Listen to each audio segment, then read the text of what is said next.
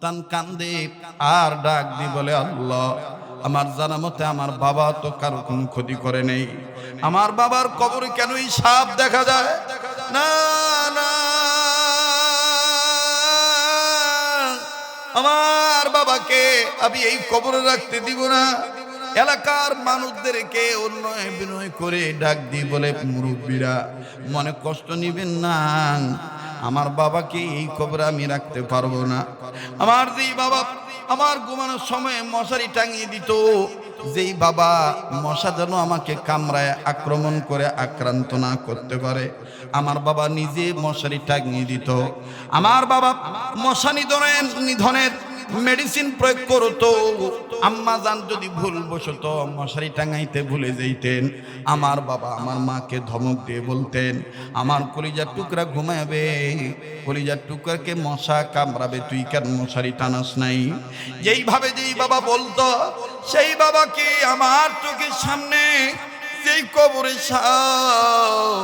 ওই কবরে আমি আমার আব্বাকে রাখতে পারবো না। অনুরোধ করে বলি, আমার বাবার জন্য আর একটা নতুন কবর খনন করে। এলাকার মুরব্বী আলেমরা সিদ্ধান্ত দিয়ে দিলেন, যেহেতু ছেলেটা তার বাবার ওয়ারিস, যেহেতু ছেলেটা তার বাবার একমাত্র পুত্র সন্তান, এই ছেলে যেহেতু চাচ্ছে না তার বাবাকে কবরে শোয়ানোর জন্য, অতএব এই কবরে আর তার বাবাকে শোয়ানো হবে না। নতুন করে একটা কবর খনন করো। আমার ভাইরা সময় নিয়ে দ্বিতীয় আর একটা কবর যখন খনন করা হলো, এবার দ্বিতীয় কবরের মধ্যে ছেলেটা ডাক দিয়ে বললেন, চাচারা, এলাকাবাসী, ওলামায়ে কেরাম বৃন্দ, আপনারা একটু ধৈর্য ধরেন, আমি কবরটা একটু চেক করে দেখি কবরে কোনো ঝামেলা আছে নাকি। ছেলেটা এবার বাবাকে শোয়ানোর জন্য আমার বন্ধুগণ আবার যখন দ্বিতীয় কবর চেক করা শুরু করলো, দ্বিতীয় কবর চেক করতে যাই নজর করে দেখতে পাই, প্রথম কবরে একটা সাপ, দুইটা সাপ ছিল, দ্বিতীয় কবরে আমার বন্ধুগণ আরো দুইটা সাপ দেখা যায়। ছেলেটা চিৎকার দিয়ে বললেন, মালিক, ও আমার আল্লাহ, দেন না একটা ডাক, দেন না। যারা বিশ্বাস করেন কবরের আযাব সত্য, যারা বিশ্বাস করেন কবরের জগৎ সত্য, তারা নিজেদের গুনাহ মাফ পাওয়ার জন্য ইবাদতকারী হওয়ার লক্ষ্যে আওয়াজ দিয়ে বলেন না আল্লাহ, আবার বলেন না আল্লাহ। ছেলেটা ডাক দিয়ে বললেন, মালিক আমার আল্লাহ, আমার বাবার কবরে কেন এই জায়গায় সাপ? না না না, আমার বাবাকে আমি এই কবরও শোয়াইতে দিব না। এলাকার কিছু কিছু মানুষ ক্ষিপ্ত হয়ে গেল, তোমার বাবার পাপের কারণে তোমার বাবার কবরে সাপ দেখা যায়, এতে আমাদের বিলম্ব কেন করাইতেছ? আমাদের ছেড়ে দাও, নইলে তোমার বাবার লাশ নিয়ে তুমি কবরে পড়ে থাকো। এবার ছেলেটা ডাক দিয়ে বললেন, মুরব্বীরা মাফ করে দিবেন, শেষ একটা সুযোগ দেন, তৃতীয় আর একটা কবর খনন করেন, যেই কবরে সাপ থাকবে না ওই কবরে আমি আমার আব্বাকে কবর দিয়ে দেব। এলাকার মানুষ তড়িৎ গতিতে করে যখনই নামাজের উক্ত হয় সেখানে নামাজ আদায় করে নেয়। উম্মতের আলেমরা ওই জায়গায় আসেন। আমার বন্ধুগণ, তৃতীয় কবর খনন করা হলো। তৃতীয় কবরের মধ্যে নজর করে দেখা গেল কোনো গর্ত নেই, কোনো সাপ নাই, কোনো আযাব দেওয়ার বস্তুর কোনো আলামত প্রকাশ পায় নাই। ছেলেটা এবার লাফ দিয়ে নামলো, নামা মাত্রই চিৎকার দিয়ে বলতেছেন, মুরব্বীরা ভেবেছিলাম তৃতীয় নম্বর কবরে কোনো কিছু নাই, কিন্তু আমার পায়ের দিকে তাকিয়ে দেখেন, আমার পা দুটি আর সমতল জায়গায় নাই, আমার পা দুটি কেমন জানি গেড়ে যাচ্ছে, আমার পা দুটি কেমন জানি নিচে চলে যায়। এলাকার মানুষরা হামাগুড়ি নয়, এলাকার মানুষরা আমার বন্ধুগণ নজর করে দেখতে পায় ছেলেটার দুটি পা নিচের দিকে গেড়ে যায়। ডাক দিয়ে বলে, আমার পায়ের তলে বিষাক্ত পোকামাকড়ের আবাস পাচ্ছি, মাটির নিচে পোকামাকড় থাকতে পারে, ভয়ঙ্কর সাপ থাকতে পারে, আমারে টান দিয়ে উঠান। এবার ছেলেটাকে টান দিয়ে যখন উঠানো হলো, পায়ের নিচে পায়ের কাছে যে গর্ত হয়েছে গর্তের মধ্যে এলাকাবাসী নজর করে দেখে বিগত 2 কবরে তো 2, 3, 4 সাপ দেখা গেছে, কিন্তু এই 3য় নম্বর কবরে সন্তান তার পায়ের গোড়ালির নিচের অংশের জায়গায় নজর করে দেখা যায় মনে হচ্ছে এই 3য় নম্বর কবরটা সাপ বিচ্ছুর কারখানা। এত সাপ, এত বিচ্ছু। আমার বন্ধুগণ, এবার সমস্ত মানুষগুলি উম্মতের উলামায়ে কেরামদের শরণাপন্ন হয়, ডাক দিয়ে বললেন, হুজুর আপনারা বলেন, সমাধান দেন, এটা কি করা যায়? এই লোকটাকে কি অবস্থায় কবরে রাখা যায়? আমার ভাইরা, উম্মতের উলামায়ে কেরামগণ সিদ্ধান্ত জানিয়ে দিয়ে বলেন, এনাকে এই জায়গায় কবর দিলে যা অবস্থা দেখতেছি, সব জায়গায় ওনাকে কামড়ানোর জন্য সাপ তৈয়ার।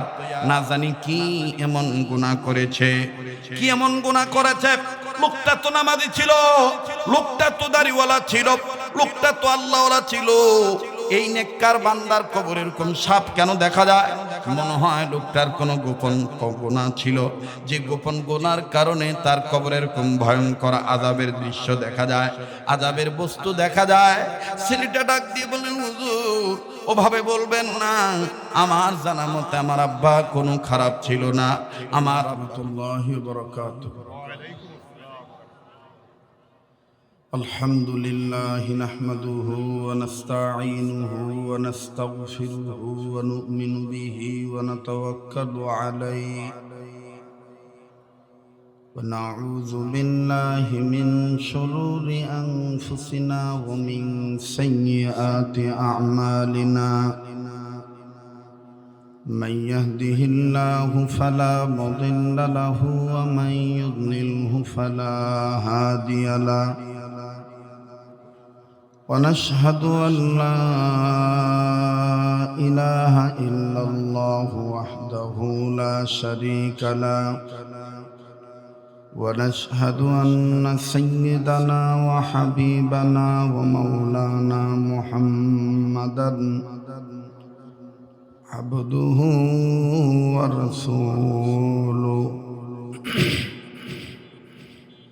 الذي أرسله إلى الخلق بالحق بشيرا ونذيرا وداعيا إلى الله بإذنه وسراجا منيرا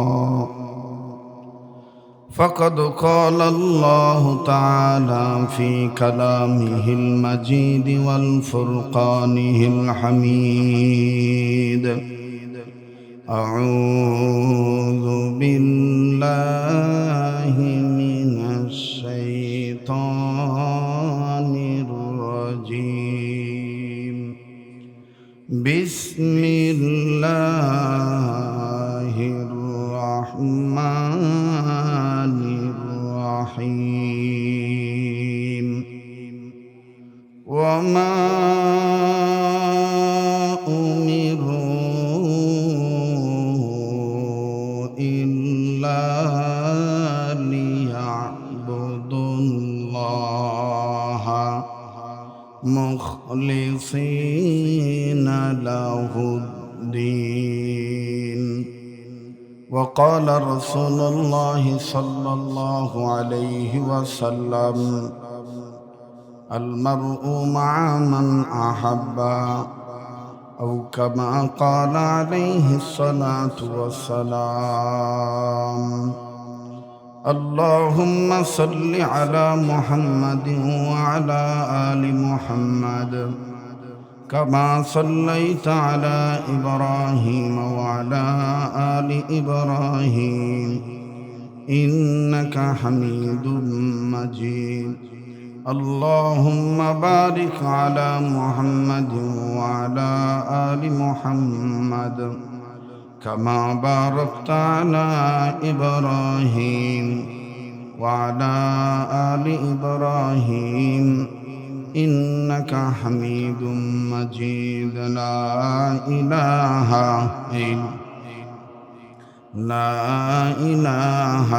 إلا الله لا إله ইল্লাল্লাহ লা ইলাহা মুহাম্মদ লা ইলাহা ইল্লাল্লাহ লা ইলাহা লা ইলাহা ইল্লাল্লাহ মুহাম্মাদুর রাসূলুল্লাহ সাল্লাল্লাহু আলাইহি ওয়াসাল্লাম। মৃত ব্যক্তিদের রুহের মাগফিরাত কামনায় অদকার তাফসিরুল কোরআন ওয়াজুদ ওয়ার মাহফিলের অত্যন্ত পরম শ্রদ্ধেয় মান্যবর সম্মানিত সভাপতি জনাব মোহাম্মদ মামুনুর রশিদ সাহেব, আজকের মাহফিলের পরিচালনায় যিনি আছেন মোহাম্মদ লোকমান হাকিম ভাই, আজকের মাহফিলের দাওয়াতি মেহমান দের মধ্য হতে অন্যতম আলোচক ছিলেন, যিনি আলোচনা করেছেন হযরত মাওলানা হাফেজ আব্দুল হান্নান ওমর ভাই, সম্মানিত সম্পাদক জাতীয় মুফাসসির পরিষদ খুলনা, দূর দূরান্ত থেকে আগত সর্বস্তরের সম্মানিত সুধী, দিনদার ইমানদার পরহেজগার বাবার বয়সী মুরব্বীরা, পর্দার অন্তরালে পরম শ্রদ্ধেয়া পর্দানিশীন আমার মা ও বোনেরা, স্কুল কলেজ ভার্সিটি মাদ্রাসায় অধ্যয়নরত আমার কলিজার টুকরা হৃদয়ের স্পন্দন যুবক বন্ধু ও ছাত্র ভাইরা, আশিকিন জাকিরিন মুহিব্বিন সালিকিন মুজাহিদ বাবারা ভাইরা, ছোট ছোট কচি কাঁচা সোনার মানিকের, আল্লাহ জাল্লা শানুহুর দরবারে লাখো কোটি শুকরিয়া আদায় করি যে মহান আল্লাহ আমাকে আপনাকে উম্মতের ওলামায়ে কেরামদের মজমায়ে বেহেশতের বাগানে মৃত ব্যক্তিদের আত্মার মাগফিরাত কামনায় কোরআনের মজমায়ে জান্নাতি বাগানে যে আল্লাহ আমাদেরকে বাদাল ইশা সালাতুল ইশার পরপরই আল্লাহ তাআলা নেক কাজে শরীক হওয়ার তৌফিক যে আল্লাহ দান করলেন, সেই মহান মালিকের দরবারে জবান খুলে শুকরিয়া আদায় করি, বলি আলহামদুলিল্লাহ। আল্লাহ পাক বলেন, আমার নিয়ামত পেয়ে যে বান্দারা নিয়ামতের শুকরিয়া আদায় করবে, আমি আল্লাহ তাদের নিয়ামতকে বাড়িয়ে দেব। লা ইন শাকারতুম লা আযীদান্নাকুম। নবী করিম সাল্লাল্লাহু আলাইহি ওয়াসাল্লাম বলেন, আমার কোনো উম্মতের নন নারীগণ যদি হালাল খানা খাদ্য খাওয়ার পরে একবার আলহামদুলিল্লাহ পাঠ করে, সাথে সাথে আমার আল্লাহ আলহামদুলিল্লাহ বললে ওয়ালার সমস্ত সগীরা গুনাহগুলি মাফ করে দেয়। দুনিয়ার সমস্ত মুফাসসিরিনে কেরাম, মুহাদ্দিসিনে কেরাম, পীর বুজুর্গ, ওলামায়ে মাশায়েখে আযম একমত হয়ে বলেন, খানা খাওয়ার পরে একটি দোয়া আছে, আলহামদুলিল্লাহিল্লাযী আত'আমানি ওয়া সাকানি ওয়া জাআলানি মিনাল মুসলিমিন। এই দোয়াখানা যদি কোনো মুমিন মুসলমান হালাল খানা খাদ্য খাওয়ার পরে নিয়মিত পাঠ করে, এই দোয়া পাঠের বরকতে মৃত্যুর সময় আল্লাহ তাআলা কালেমা নসিব করে দিবেন। হাকিমুল ইসলাম কারি তৈয়ব সাহেব রহমতুল্লাহি আলাইহি বলেন, আল্লাহ পাক যে বান্দাদেরকে আলহামদুলিল্লাহ বলার তৌফিক দিয়ে থাকেন, এই বান্দাদের উচিত বেশি বেশি করে আলহামদুলিল্লাহ বলা। কাজেই যে মহান আল্লাহ আমাকে আপনাকে আলহামদুলিল্লাহ বলার তৌফিক দিয়েছেন, আমি আপনি আলহামদুলিল্লাহ বলতে পারছি, সেই মহান মালিকের গোলামের পরিচয় দিয়ে আবার উচ্চ আওয়াজে সবাই পড়ি আলহামদুলিল্লাহ। এবার সেই নবীর পক্ষে দুরূদ ও সালাম পাঠ করি, যেই নবী ছিলেন নবীদের নবী, যিনি হলেন বিশ্ব নবী, যিনি কুল কায়নাতের নবী, যিনি আমার আপনার নবী, যিনি ছিলেন নবীদের সরদার, পয়গম্বরের মধ্যে যিনি ছিলেন শ্রেষ্ঠ পয়গম্বর, কিয়ামতের ময়দানে যিনি হয়ে যাবেন আমার আপনার জন্য শাফায়াতের জামিনদার। আল্লাহ পাক যাকে বানিয়ে দিলেন নাজাতের রাহবার, এবং আল্লাহ যাকে মালিক করে দিলেন হাউজে কাউসার, যিনি ছিলেন ডাক্তারদের ডাক্তার, যিনি হলেন মাস্টারদের মাস্টার, যিনি ছিলেন দার্শনিকদের মধ্যে শ্রেষ্ঠ দার্শনিক, যিনি বৈজ্ঞানিকদের মধ্যে শ্রেষ্ঠ বৈজ্ঞানিক, যার উপরে আল্লাহ পাক নাজিল করলেন আলোকোজ্জ্বল স্পষ্ট প্রদীপ। আল্লাহ পাক যাকে বানিয়ে দিলেন সকল সৃষ্টি মাখলুকাতের জন্য করুণার প্রতীক, যিনি ছিলেন সেনার সেনাপতি, যিনি হলেন দলের দলপতি, যিনি হবেন বিশ্বসভার সভাপতি, যিনি দায়িত্ব পালন করেছিলেন নিরঙ্কুশভাবে মুসলিম উম্মার কল্যাণার্থে মদিনার রাষ্ট্রপতি, যিনি সৃষ্টির মূল হাবিব রসুল, মদিনার বুলবুল, মক্কার দুলাল। আসুন সেই মদিনাওয়ালা, মক্কাওয়ালা, কামলিওয়ালার পক্ষে আশিক রসুল হয়ে প্রেম, ভক্তি, শ্রদ্ধা, ভালোবাসা সহকারে বাংলার এই প্রান্ত থেকে মদিনার ওই প্রান্তে রওজায়ে আতহারে দুরুদ ও সালাম পৌঁছানোর লক্ষ্যে উচ্চ আওয়াজে সকলেই বলি সাল্লাল্লাহু আলাইহি ওয়াসাল্লাম। বরকতের নিয়তে আবারও বলি সাল্লাল্লাহু আলাইহি ওয়াসাল্লাম। সবকিছু শুরুতে জানতে চাই, প্রিয় বাবারা, ভাইরা আমার, আপনারা সবাই কেমন আছেন? আমি আপনাদের দোয়ার বরকতে আলহামদুলিল্লাহ ভালো আছি। কর্তৃপক্ষের সিদ্ধান্ত অনুযায়ী, আমাদের উভয় পক্ষের পরামর্শ অনুযায়ী যথা নিয়মে যথাসময়ে স্টেজে উঠেছি এবং আমার নির্ধারিত সময় মোতাবেকই আমি আপনাদের কাছ থেকে আলোচনা ইতি টেনে আল্লাহর দয়া, আপনাদের দোয়ায় বিদায় নেব ইনশাআল্লাহ। আল্লাহ আমাদের অতীতের গুনাহগুলি মাফ করে দেন। আল্লাহ আপনি আমাদের বর্তমান জীবনের ভুল ত্রুটিগুলি সংশোধন করে দেন। আল্লাহুম্মা আমিন বলেন, জোরে বলেন আল্লাহুম্মা আমিন। আল্লাহ আপনি আমাদের ভবিষ্যৎ জীবনকে আলোকিত করে দেন। আল্লাহ অত্র এলাকার সমস্ত কবরবাসীদেরকে জান্নাতবাসী করে দেন। সকল জিন্দা জিন ইনসান সবার জন্য হেদায়েতের ফয়সালা করে দেন। সকল সৃষ্টি মাখলুকাতের জন্য শান্তির ফয়সালা করে দেন।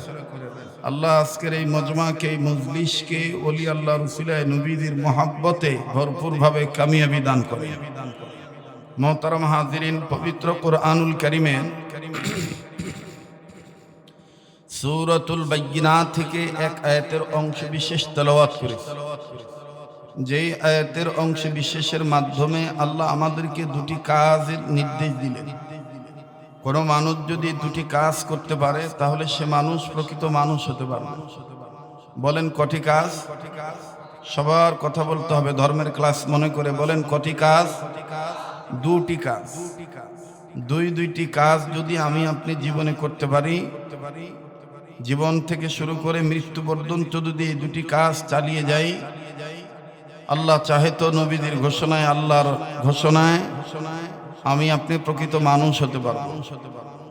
আমাদের পৃথিবীতে অনেক মানুষই আছে, হিন্দুরাও মানুষ, বৌদ্ধরাও মানুষ, খ্রিস্টানরাও মানুষ। এরপরে যারা রিক্সা চালায় তারাও মানুষ, যারা বিমানের ড্রাইভারি করে, পাইলট, তারাও মানুষ। যারা ক্রিকেটার, যারা ফুটবলার, যারা ইঞ্জিনিয়ার, যারা প্রফেসর, যারা ডাক্তার, যারা ডক্টর, যারা উপাধ্যক্ষ, যারা অধ্যক্ষ, যারা আলেম, যারা তলবে ইলম, যারা বক্তা, যারা শ্রোতা, যারা ইমাম, যারা মুসল্লি, তারা সবাই আমরা মানুষ। কথা বলেন ঠিক কিনা? কিন্তু আসলে প্রকৃত মানুষ কারা, এটা আমাদের খুঁজে বের করতে হবে।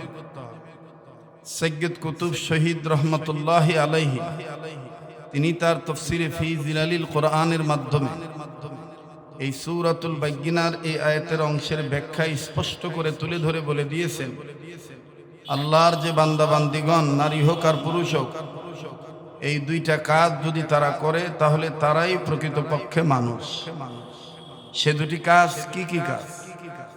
নাম্বার 1, আল্লাহ বলেন ওয়ামা উমিরু ইল্লা লিয়াবুদুল্লাহ, আমি তোমাদের নির্দেশ দিচ্ছি তোমরা সকল ক্ষেত্রে আমার গোলামি করবা, ইবাদত করবা। আপনারা খুলনার মানুষ, পাইকগাছা থানার মানুষ, উর্বর জমিনের, উর্বর ইসলামী আন্দোলনের কর্মঠ মানুষ। সকল প্রকার বর্বরতাকে দাফন করার জন্য আপনাদের জন্ম হয়েছে। কথা বলেন ঠিক কিনা? কোনো ধরনের কোনো বর্বরতা এই উর্বর জমিনে, পাইকগাছাতে স্থান পায় নাই, ভবিষ্যতেও পাবে না। ইসলামী আন্দোলন ছিল, ইসলামী আন্দোলন আছে, ভবিষ্যতে ইসলামী আন্দোলন থাকবে। কোনো ধরনের কোনো প্রতিবন্ধকতা, কোনো ধরনের কোনো অসারতা, কোনো ধরনের কোনো অভদ্রতা এই জমিনে চান্স পাবে না, এটাই সত্য। কথা বলেন ঠিক কিনা? আমার ভাইরা, আপনারা যে কয়জনে আছেন, পরিষ্কার কণ্ঠে যদি দায়িত্বহীন কণ্ঠে খুলুম খোলাভাবে জবাব দেন, তাহলে আমি কিছু কথা বলার স্পৃহা, উৎসাহ, উদ্দীপনা আমি পাবো ইনশাআল্লাহ। আমার ভাষা বোঝা যায় তো? এক সময় এই অঞ্চলে অনেক আশা হইতো, অনেক আসতাম। আমার এই আব্দুল হান্নান ওমর ভাই জীবনের প্রথম তিনি আমাকে নিয়ে আসতেন, কিন্তু এখন বিধিব্যস্ততা বৃদ্ধি পাওয়ার কারণে, ঢাকামুখী হওয়ার কারণে দক্ষিণ অঞ্চলে তেমন আমার আশা হয় না। তো আজকে এসছি, আপনারা খুশি না বেজার? তো যদি খুশি হয়ে থাকেন, যা জিজ্ঞাসা করব বোধগম্য হয়ে থাকলে, বুঝে থাকলে জবাব দিবেন দুই কাজের মধ্যে প্রথম নম্বর কাজ হলো সকল ক্ষেত্রে গোলামি করব কার? আল্লাহ শব্দটা আস্তে হয়ে গেল, যারা বলেন কার? তাফসীরে মাজিদের মধ্যে মাওলানা আব্দুল মাজিদ দরিয়াবাদী রহমতুল্লাহ, তাফসীরে হক্কানির মধ্যে মাওলানা শামসুল হক ফরিদপুরি রহমতুল্লাহ, তফসিরে সাইদির মধ্যে মরহুম মাওলানা দেলোয়ার হোসেন সাইদি রহমতুল্লাহ, এরপরে হাকিমুল উম্মত মুজাদ্দিদুল মিল্লাত মাওলানা আশরাফ আলী থানবী রহমতুল্লাহ, তিনি তার তফসিরে বায়ানুল কোরআনের মধ্যে, কাজী সানাউল্লাহ পানিপতি রহমতুল্লাহ, তিনি তার তফসিরে মাজহারির মধ্যে, মুফতি মোহাম্মদ শফি রহমতুল্লাহ আলাইহি তিনি তার তফসিরে মারিফুল কোরআনের মধ্যে, আল্লামা মুফতি তকি উসমানী তিনি তার তফসিরে তাওজিহুল কোরআনের মধ্যে পরিষ্কার কণ্ঠে বলে দিয়েছেন। বিশেষ করে আল্লামা ইবনে কাসির রহমতুল্লাহ আলাইহি তিনি তার ইবনে কাসিরের মধ্যে হাদিসের উদ্ধৃতি দিয়ে বলে দিয়েছেন, আল্লাহর কোনো বান্দাবান্দি যদি আল্লাহকে খুশি করার জন্য আল্লাহর ভালোবাসা অন্তরে নিয়ে একবার আল্লাহ বলে, সাথে সাথে আল্লাহ তাআলা তার আমলনামায় 12,000 নেকি দান করে। একবার যদি আল্লাহর মহব্বত অন্তরে নিয়ে আমরা আল্লাহ বলি, মুফাসসিরিনে কেরাম একমত হয়ে বলেন আল্লাহ তাআলা সাথে সাথে 12,000 গুনাহ মাফ করেন। তাহলে আল্লাহ শব্দের সাথে কারো কোনো দুশ্মনী আছে? আল্লাহ শব্দ এমন একটা শব্দ, এই আল্লাহ শব্দের কোনো বিপরীত লিঙ্গ নাই, স্ত্রীলিঙ্গ নাই। কথা বলেন ঠিক কিনা? ভগবান শব্দের ভগবতী আছে, গডের গডি আছে, দেবতার দেবী আছে। কথা কন ঠিক কিনা? কিন্তু কোনো স্ত্রীলিঙ্গ নাই। আল্লাহর পরিচয়পত্র নামে একটা সূরা আছে, সূরা ইখলাস। এই সূরা ইখলাস হলো আল্লাহর পরিচয়পত্র। আল্লাহ কে, আল্লাহ কি, আল্লাহর পরিচয় কি, বিস্তারিত বিশদ ব্যাখ্যা সব মুফাসসিরিনে কেরাম তুলে ধরেছে। বরকতের নিয়তে একবার পড়েন তো, বিসমিল্লাহির রহমানির রহিম। কুল হুয়াল্লাহু আহাদ আল্লাহুস সামাদ লাম ইয়ালিদ ওয়া লাম ইউলাদ ওয়া লাম ইয়াকুল লাহু কুফুয়ান আহাদ। এখন সবারই তো পিতা মাতা আছে, দাদা দাদি নানা নানি আছে, আত্মীয় স্বজন আছে, পাড়া প্রতিবেশী আছে। তাদের কবরের আযাব যেন মাফ হয়ে যায়, এটা আমরা চাই কি চাই না? তো বরকতের নিয়তে আরো 2 বার পাঠ করি, বিসমিল্লাহির রহমানির রহিম। কুল হুয়াল্লাহু আহাদ আল্লাহুস সামাদ লাম ইয়ালিদ ওয়া লাম ইউলাদ ওয়া লাম ইয়াকুল লাহু কুফুয়ান আহাদ। বিসমিল্লাহির রহমানির রহিম। কুল হুয়াল্লাহু আহাদ আল্লাহুস সামাদ লাম ইয়ালিদ ওয়া লাম ইউলাদ ওয়া লাম ইয়াকুল লাহু কুফুয়ান আহাদ। এই তেলাওয়াতটা যেন কবুল হয়ে যায়, এজন্য আমরা আবারও পড়ি, রব্বানা তাকাব্বাল মিন্না ইন্নাকা আনতাস সামিউল আলিম। আমাদের মওত যে কোনো মুহূর্তে হয়ে যেতে পারে, এজন্য আসেন একটু তওবার নিয়তে খালেস দিলে পড়ি আস্তাগফিরুল্লাহ আস্তাগফিরুল্লাহ আস্তাগফিরুল্লাহ ইন্নাল্লাহা গফুরুর রহিম। পৃথিবীতে আমাদেরকে বানিয়েছেন কে? তাহলে দুই কাজের মধ্যে প্রথম নম্বর কাজ হলো সকল ক্ষেত্রে ইবাদত করব কার? পৃথিবীর সব মানুষদেরকে ইবাদত করার জন্য বানাইছেন কে? আল্লাহ বলেন, বান্দা আমার শোনো, ইয়া আইয়ুহান নাস উবুদু রাব্বাকুমুল্লাযী খালাকাকুম ওয়াল্লাযীনা মিন ক্বাবলিকুম লাআল্লাকুম তাত্তাকুন। আমি কি গান গাইলাম? কি তেলাওয়াত করলাম? কোরআন তেলাওয়াত করলে মুমিনদের সামনে মুমিনদের ঈমান বাড়ে না কমে? এ কথা কোরআনে আছে না নাই? ইন্নামাল মুমিনুনা আল্লাযীনা ইযা যুকিরাল্লাহু ওয়াজিলাত কুলুবুহুম ওয়া ইযা তুলিয়াত আলাইহিম আয়াতুহু زادتهم إيمانا وعلى ربهم يتوكلون। আল্লাহ বলেন, নবী আমার, মুমিনগণের সামনে যখন কোরআন তেলাওয়াত করা হয়, মুমিনগণের দিল আমি আল্লাহর ভয়ে নড়ে উঠে, তাদের কাছে থাকা ঈমান বেড়ে যায়, কেননা তাদের ভরসা একমাত্র আমি আল্লাহর উপরে। আমার বন্ধুগণ, আমার ভাইয়েরা, বুঝে থাকলে স্পষ্ট সহিত জবাব দিবেন। বলেন তো দেখি, ঈমান যাদের বাড়ে তাদের জবান দিয়ে আল্লাহু আকবার আসতে হয় না জোরে হয়? একটু আর একটু জিজ্ঞাসা করে নি, বলেন জোরে হয় না আসতে হয়? এবার আর একটা কথা জিজ্ঞাসা করি, আল্লাহু আকবার কি কোনো দলীয় স্লোগান? আল্লাহু আকবার কি কোনো ব্যক্তির স্লোগান? আমার বন্ধুগণ, আমার ভাইরা, পরিতাপের বিষয় হলো, দুঃখের বিষয় হলো, আমার সমাজে আল্লাহু আকবার শব্দটাকে অনেক মানুষ মনে করে রাজনৈতিক স্লোগান। কেউ বলে জামাত ইসলামের স্লোগান, কেউ বলে হুজুরদের স্লোগান। না না, এটা কোনো দলীয় স্লোগান নয়, এটা কোনো ব্যক্তি কেন্দ্রিক স্লোগান নয়। তাকবীর দিতে হবে, আল্লাহু আকবার বলতে হবে। এ ব্যাপারে নির্দেশ করেছেন আমার আল্লাহ।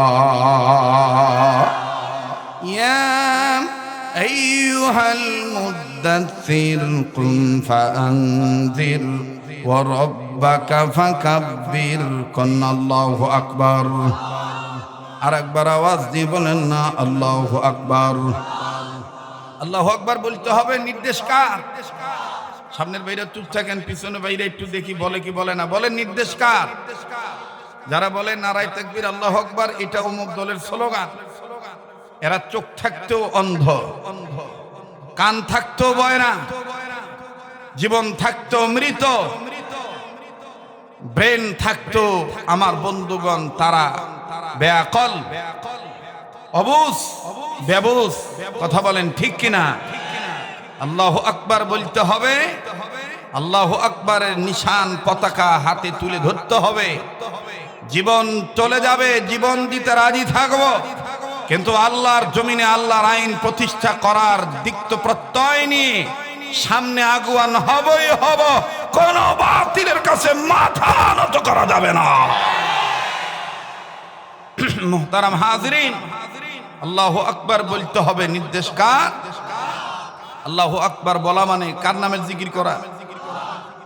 আপনাদেরকে বারবার জিজ্ঞেস করতেছি, রাগ করতেছেন?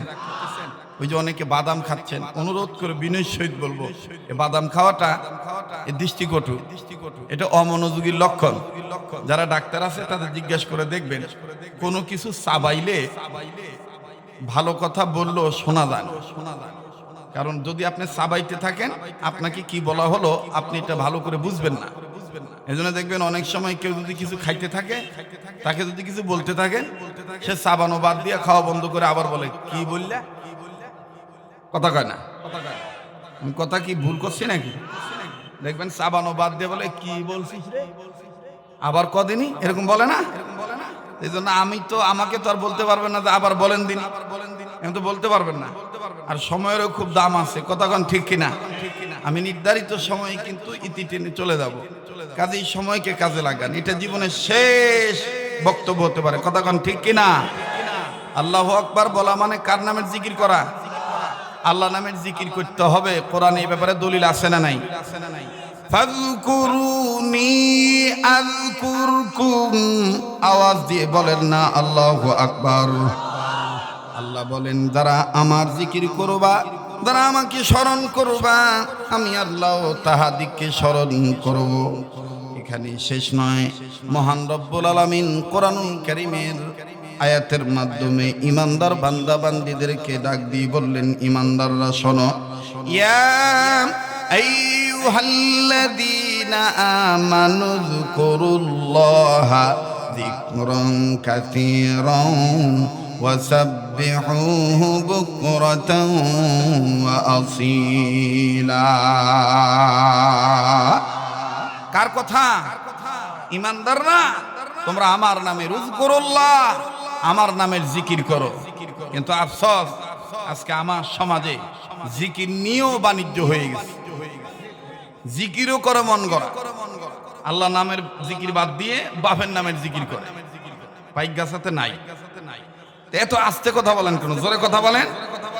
আল্লাহ বললেন তোমরা যদি আমার নামের জিকির করো তাহলে আমার সুন্দর সুন্দর নাম ধরে ডাকবে। কোরআনে আছে না নাই? ওয়ালিল্লাহিল আসমাউল হুসনা, বলেন কোরআনে কথা আছে না নাই? আসমাউল হুসনা,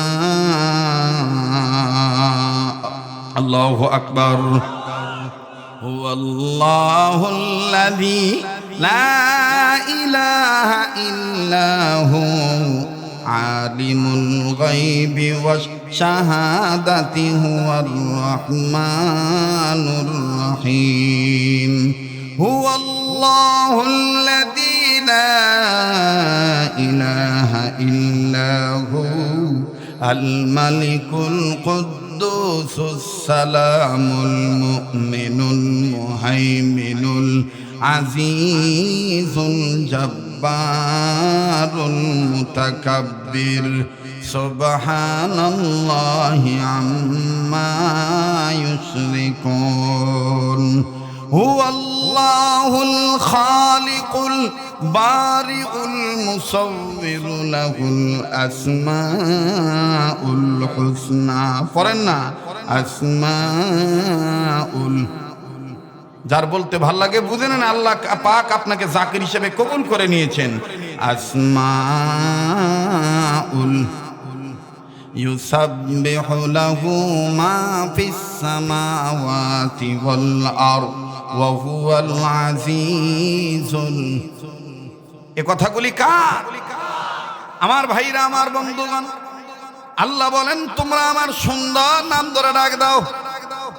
আল্লাহ পাক কোরআনুল কারীমের অন্যত্রের মাধ্যমে জানিয়ে দিলেন প্রকৃতপক্ষে জাকির কারা, জিকিরকারী। শুনে নাও বান্দা বান্দিগণ, আল্লাহ বলেন আল্লাযীনা ইয়াযকুরুনাল্লাহা কিয়ামান ওয়া কুউদান ওয়া আলা জুনুবিহিম ওয়া ইয়াতাফাক্কারুনা ফি খালকিস সামাওয়াতি ওয়াল আরদ।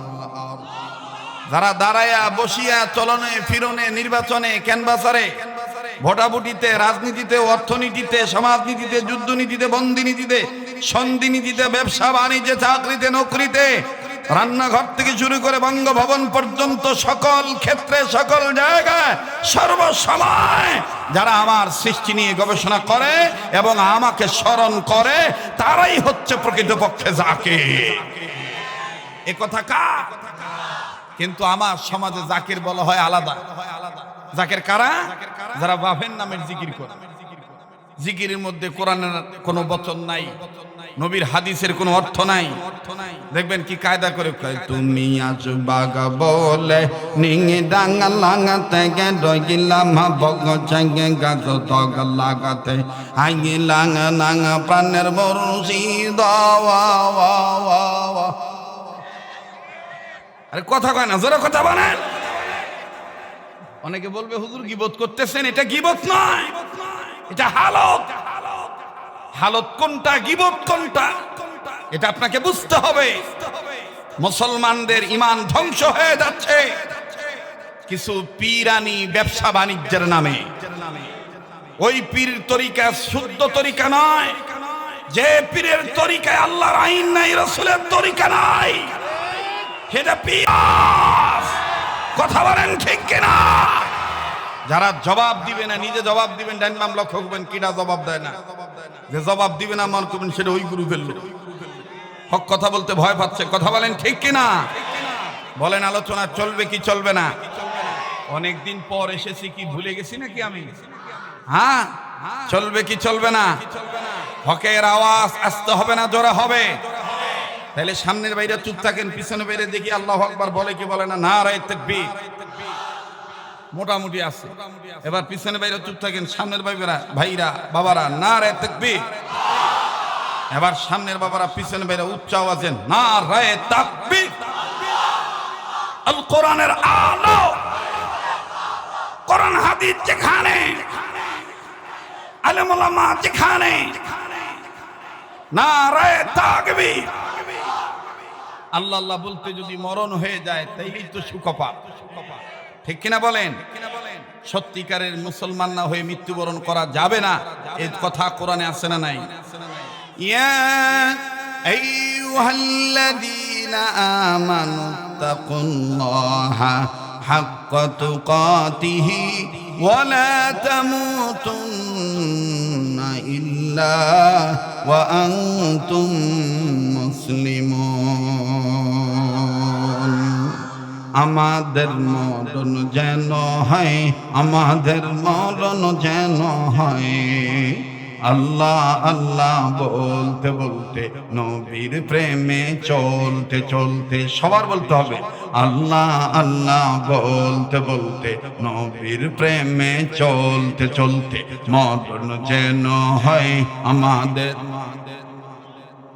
না, আপনারা মনে হয় ভয় পাচ্ছেন। হ্যাঁ, তো বলেন না কেন? বললে তো গুনাহ মাফ হয়ে যাবে। আমরা সবাই ইসলামকে ভালোবাসি, কথা কোন ঠিক কিনা? আমাদের মরণ যেন হয় আমাদের, আওয়াজ আর একটু বাড়ান। আমাদের মরণ যেন হয়, আমাদের মরণ যেন হয় আল্লাহ আল্লাহ বলতে বলতে, নবীর প্রেমে চলতে চলতে আল্লাহ আল্লাহ বলতে বলতে, নবীর প্রেমে চলতে চলতে মরণ যেন হয় আমাদের। মাশাআল্লাহ, এই তো বেড়ে গেল। আমাদের মরণ যেন হয়, আমাদের মরণ যেন হয় দ্বীনের পথে চলতে গিয়ে মুমিন।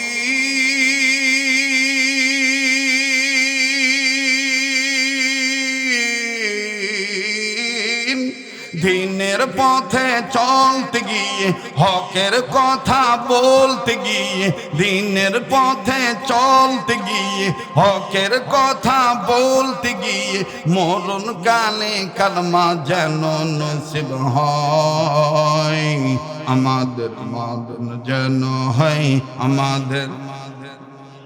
মাশাআল্লাহ, সবাই জবান খুলে বলেন না, আমাদের মরণ যেন হয় আমাদের। নারায়ে তাকবীর।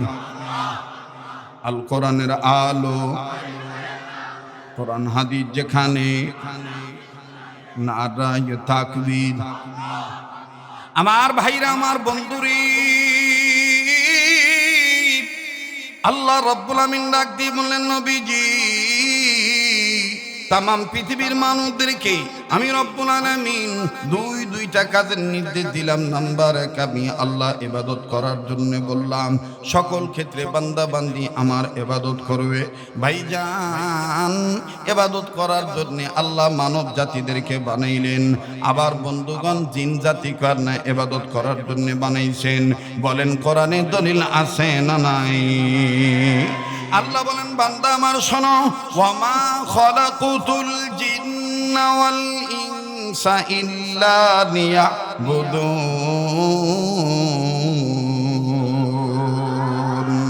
আল্লাহ বলেন মানুষ আর জিন জাতিকে আমি আল্লাহ বানাইছি শুধুমাত্র কেবলমাত্র একমাত্র আমার ইবাদত করার জন্য। জোরে কোন সুবহানাল্লাহ। এই ইবাদত কেমনে করবেন? পীরের তরিকায় না, নবীর তরিকায় না, আল্লাহর হুকুম মতে।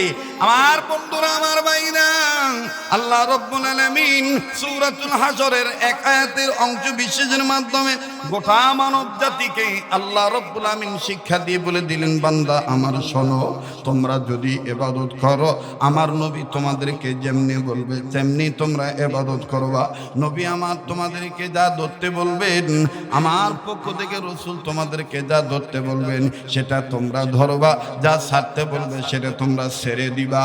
এই যে আমি আল্লাহর নবীর পক্ষ থেকে যেটা তোমরা ধরবা, এই ধরার নাম, আবার যেটা তোমরা ছাড়বা এই ছাড়ার নাম ইবাদত। আল্লাহ বলেন বান্দা আমার শোনো, ওয়ামা আতাকুমুর রাসূলু ফাখুযুহু ওয়ামা নাহাকুম আনহু ফান্তাহু। আর একটু আওয়াজ দিয়ে বলেন না আল্লাহু আকবার। আর একবার আওয়াজ দিয়ে বলেন না আল্লাহু আকবার। আমার ভাইরা, আল্লাহর হুকুম মতে, নবীর তরিকা মতে নবী আমার যা ধরতে বলবেন সেটা যদি আমি আপনি ধরি, নবী যেটা ছাড়তে বলবেন সেটা যদি আমি আপনি ছাড়ি, তাই সেটার নামে হবে ইবাদত। আর এই ইবাদত দুনিয়ার জিন্দেগিতে জীবন বাঁচা অবস্থায় আল্লাহর হুকুম মতে, নবীর তরিকা মতে যত কাজ করবেন কাজটার নাম হবে ইবাদত। আর এই ইবাদত যদি জিন্দেগিতে জীবন বাঁচা অবস্থায় করি, মৃত্যুর পরে আমাকে আপনাকে জান্নাত দিয়ে দিবেন আল্লাহ। আল্লাহ বলেন বান্দা আমার শোনো, ফাদখুলি ফি ইবাদি ওয়াদখুলি জান্নাতি। আল্লাহু আকবার। কোরআন ভাল লাগে না খারাপ লাগে? মনে হচ্ছে কোরআনের দর্শ চলতেছে, কথা বলেন ঠিক কিনা? আজগুবি কোনো গপ্প আছে? মনে হচ্ছে যে কোরআনের ক্লাস চলতেছে, ঠিক কিনা? ফাদখুলি ফি ইবাদি ওয়াদখুলি জান্নাতি। পড়েন না, ফাদখুলি ফি ইবাদি ওয়াদখুলি জান্নাতি। আওয়াজ দিয়ে আবার বলেন না আল্লাহু আকবার। আমার ভাইরা, আমার বন্ধুগণ, আল্লাহ পাক বললেন বান্দা আমার, তোমাদের প্রতি আমি রবের দুইটা নির্দেশ। নাম্বার 1, সকল ক্ষেত্রে আমার গোলামি করবা। যদি আমার আইন মোতাবেক, আমার রাসূলের সিস্টেম অনুযায়ী, আমার রাসূলুল্লাহর সুন্নাহ অনুযায়ী যদি তোমরা ইবাদত করতে পারো, তাইলে আমি আল্লাহ তোমাদেরকে শুরুতে শিক্ষা দিলাম, তোমরা শিক্ষা গ্রহণ করো।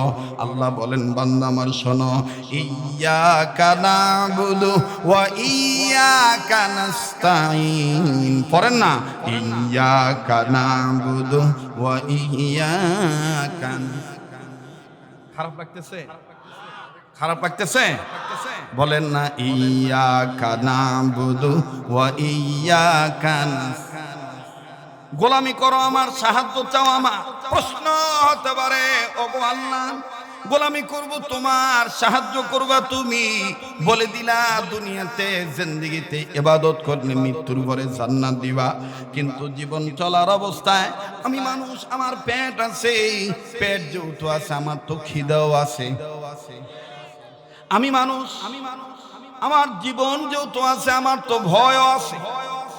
ও আল্লাহ, তোমার ইবাদত যদি করি তাহলে কি খিদা লাগলে তুমি কি আমাকে খাদ্য দিবা? ভয় পাইলে কি নিরাপত্তার চাদর দিয়ে আদর করে ঢেকে রাখবা? আল্লাহ বলেন বান্দা আমার শোনো, ফালিয়াবুদু رب هذا البيت الذي أطعمهم من جوع وآمنهم من خوف যদি তোমরা আমার ঘরে যে নিয়মিত ইবাদত করো আমি আল্লাহ রব্বুল আলামিন তোমাদের খাদ্য লাগলে তোমাদের খিদা লাগলে খাদ্য দান করব তোমরা ভয় পাইলে নিরাপত্তার চাদর দিয়ে আদর করে আমি আল্লাহ পাক ঢেকে রাখবো আওয়াজ দিয়ে বলেন না সুবহানাল্লাহ মুহতারাম হাজিরিন আল্লাহ রাব্বুল আমিন ডাক দিয়ে বললেন নবীজি तमाम পৃথিবীর মানুষদেরকে আমি আল্লাহ রাব্বুল আমিন দুইটা কাজের নির্দেশ দিলাম নাম্বার 1 সকল ক্ষেত্রে আমার গোলামি করবে এখন আপনারা বলেন মুসলমান হয়ে ইসলামের রাজনীতি করা এটা ইবাদতের মধ্যে পড়ে কি পড়ে না এই যারা এখন আস্তে আওয়াজ দিবে বুঝতে হবে ভিতরে ভেজাল আছে যারা কথা বলা ঠিক কি না ইবাদতের মধ্যে ইসলামী রাজনীতি আছে না নাই কিন্তু আমার সমাজে কিন্তু অতভাগা অভাগা দুর্ভাগা নির্লজ্জ বেহায়া মানুষের তৈরি করা আইনের পা চাটতে চাটতে গোলাম হয়ে গেছে লেনিনের হাওলাত করা মাও সেতুনের হাওলাত করা কার্ল মার্কসের আবিষ্কার করা মানুষের তৈরি করা আইন মানতে মানতে অমানুষ হয়ে গেছে বলেই ফেলে কোরআনের সাথে রাজনীতির কোনো সম্পর্ক নাই যারা এই ধরনের বক্তব্য দেয় তার নামের সাথে মোহাম্মদ থাকতে পারে আলহাজ থাকতে পারে বুঝতে হবে এটা তার প্রচারের মাধ্যম আসলে আল্লাহর গোলামি করার মাধ্যমে আলহাজ নয়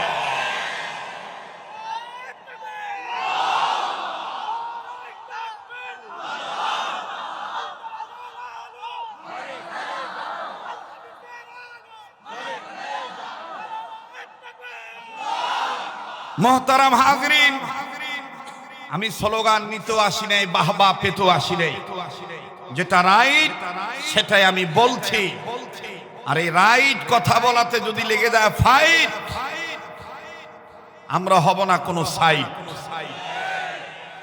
আমাদের তামান্না আছে আমরা মারা গেলে ইসলামের পক্ষে শহীদ হয়ে মরব আর ইসলামের কথা বলার কারণে যদি ফাইট লেগে যায় আর এতে যদি মারা যায় তাহলে মরার পরে আমার কবরে জ্বলে উঠবে জান্নাতি লাইট কথা বলেন ঠিক কি না কষ্ট হচ্ছে আপনাদের বেজার হচ্ছেন আবার একটা তাকবীর লাগান নারায়ে তাকবীর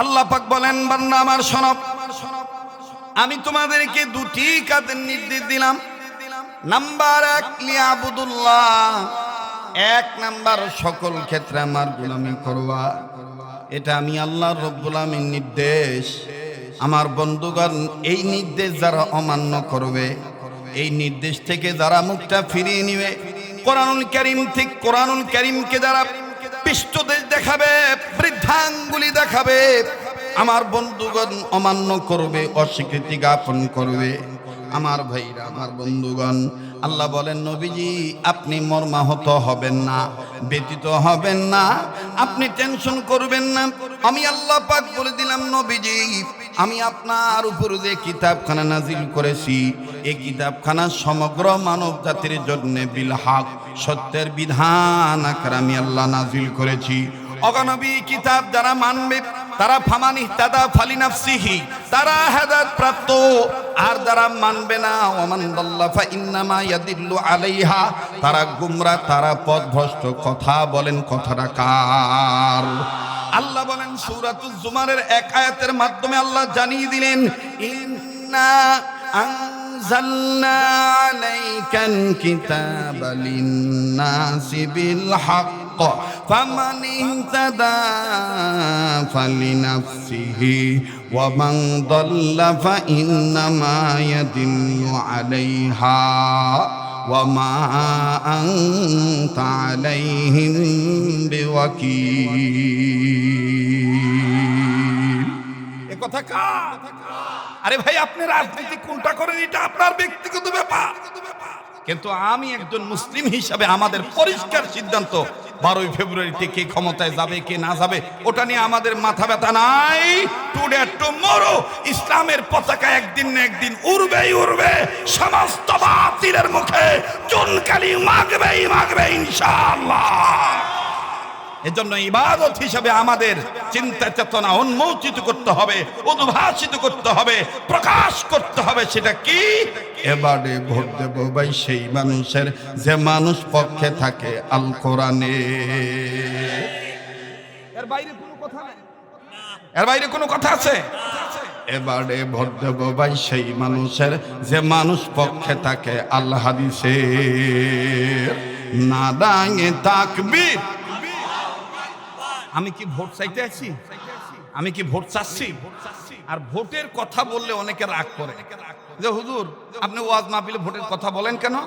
সূরাতুন নিসার 85 নম্বর আয়াত স্পষ্টভাবে লেখা আছে, তুমি যদি সৎ যোগ্য ব্যক্তিকে সাপোর্ট দাও, এই সৎ ব্যক্তি ক্ষমতার মসনদে যে যতটা ভালো কাজ করবে প্রত্যেকটা ভালো কাজের পার্সেন্টেজ তোমার আমলনামায় জমা হবে।